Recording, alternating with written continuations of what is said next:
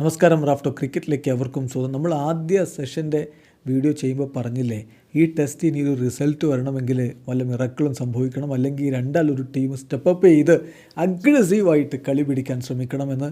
അങ്ങനെ അഗ്രസീവായിട്ട് കളി പിടിക്കാൻ ശ്രമിക്കുന്ന ടീം ഇന്ത്യയാണ്. ഇന്ത്യ ബംഗ്ലാദേശ് രണ്ടാം ടെസ്റ്റിൻ്റെ 4-ാം ദിവസത്തെ 2-ാം സെഷനിൽ നമ്മൾ കണ്ടത്.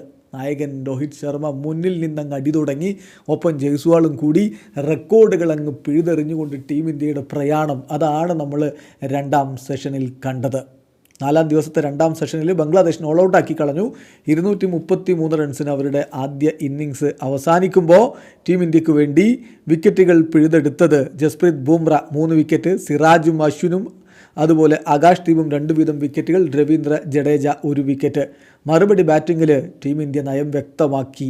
ആഞ്ഞടിക്കുക, അതിവേഗം സ്കോർ ചെയ്യുക. ടെസ്റ്റിൽ T20 കളിച്ച് മുന്നേറുന്ന ടീമിനെയാണ് നമ്മൾ കണ്ടത്. ഇതിൻ്റെ ഉദ്ദേശം വളരെ വ്യക്തമാണ്.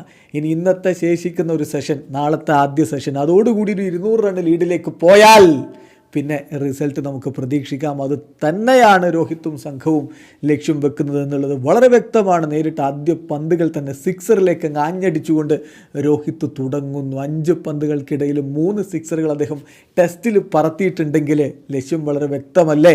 11 പന്തുകൾ നേരിട്ട് അദ്ദേഹം 1 4ഉം 3 സിക്സറും അടക്കം 23 റൺസ് അടിച്ചാണ് മടങ്ങിപ്പോയത്.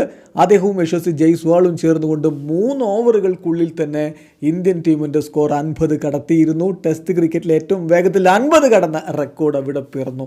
10.1 ഓവറുകളിൽ 100 റൺസ് അടിച്ചു. ടെസ്റ്റ് ക്രിക്കറ്റിലെ ഏറ്റവും വേഗത്തിൽ 100 റൺസ് അടിച്ച റെക്കോർഡ് അവിടെയും പിറന്നു. ഏതായാലും ജയ്സ്വാൾ 51 പന്തുകൾ 12 4ഉം 2 സിക്സറുകളും അടക്കം അദ്ദേഹം 72 റൺസാണ് അടിച്ചത്. ഗില്ലും പന്തുമാണ് ഇപ്പോൾ ക്രീസിലുള്ളത്. 30 പന്തുകൾ നേരിട്ട് 37 റൺസാണ് ഗില്ലിൻ്റെ സംഭാവനയെങ്കിൽ 5 പന്തിൽ നിന്ന് 4 റൺസുമായിട്ട് പന്തും ക്രീസിലുണ്ട്. ടീം ഇന്ത്യ വെറും 16 ഓവറുകൾ മാത്രം ബാറ്റ് ചെയ്തിട്ട് 138 റൺസിലേക്ക് എത്തിക്കഴിഞ്ഞു. 2 വിക്കറ്റ് നഷ്ടത്തിൽ 138 റൺസ് എന്ന് പറയുമ്പോൾ ഇപ്പോൾ ടീം ഇന്ത്യ ട്രയൽ ചെയ്യുന്ന 95 റൺസാണ്. തീർച്ചയായിട്ടും അടുത്ത സെഷനിലും ഇതേപോലെ T20 സ്റ്റൈലിൽ തന്നെ ബാറ്റ് ചെയ്യും. സോ ഇന്ന് തന്നെ ലീഡിലേക്ക് കടക്കും. ആ ലീഡ് എത്ര വലുതാക്കാൻ പറ്റും, അതായിരിക്കും നാളെ ആദ്യ സെഷനിൽ കാണുക. എന്തായാലും ടീം ഇന്ത്യ വിജയം തന്നെ ലക്ഷ്യം വെച്ച് മുന്നോട്ട് പോവുകയാണെന്നർത്ഥം. വീഡിയോ അവസാനിക്കുന്നു. ക്രിക്കറ്റ് ലോകത്തെ കൂടുതൽ വിശേഷങ്ങളുമായി റാഫ്റ്റോക്സ് എടുത്താം.